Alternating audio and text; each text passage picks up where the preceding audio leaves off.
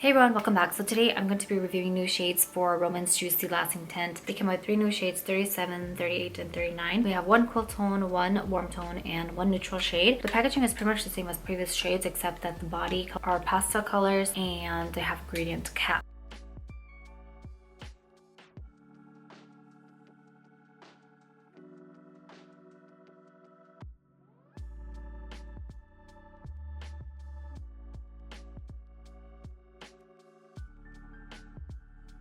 Alright, so starting off first, this is shade 37 Mellow Pear. It's described as being a nude beige color and it's also a warm tone shade. It does lean towards being a semi-mute shade. It does look more like a pink color with beige undertones. You can sort of see in the lips it does look a little bit sheer. As for the formula, it feels pretty much the same. It has a dewy gloss finish.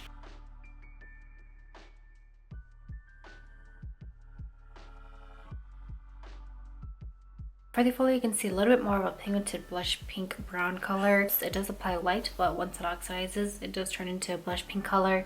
Very subtle beige undertones, which kind of makes it a little bit mute, I guess. For a warm tone, it's actually not too warm. It is a little bit mute as well. From the arm swatch as well, you'll see that this has the least stain. Let's go ahead with the transfer test.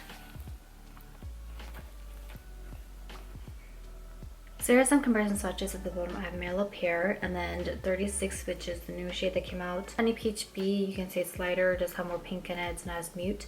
And then on top of that is Almond Rose, which has a similar muteness, but it's a little bit more bright. And at the bottom here I have Bear Grape, which does seem to have a similar muteness and shade, but less brown in it.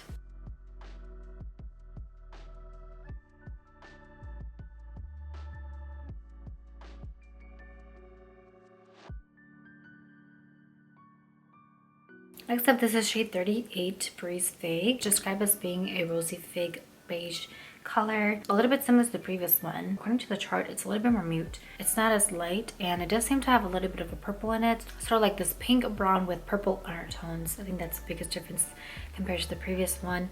There's not much of a rosy undertone yet, so let's see what they feel like.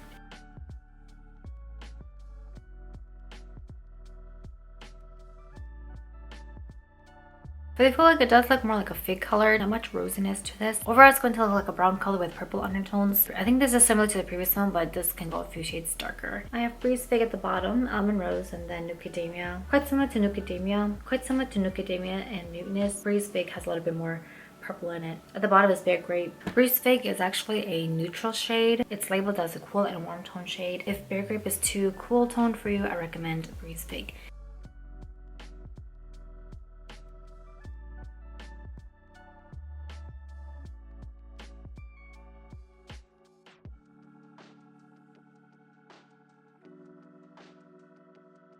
Last but not least, we have 39 Odd Grape. It's described as being a cool pink beige color. I think the description is just slightly a little bit off.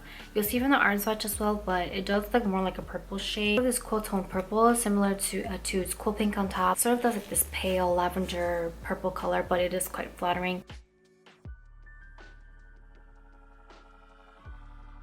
I feel like I can see more pigmented purple shade. It does become mute. Now you sort of have this sweet potato purple color with a little bit of violet undertones once it oxidizes. There's a hand swatch with Beer Vine at the top. Beer Vine is a little bit more bright with violet purple undertones. For Odd Grape, it's a little bit more mute. Overall, these shades are a little bit similar to each other. 1 neutral, 1 warm, and 1 cool toned. I did like the muteness of these. They do look a little bit similar to previous shades, just a very slight difference in their base color or undertone. Formula is pretty much the same as previous shades. Anyway, that's all for today's video. Thank you so much for watching, and I will see you in the next video.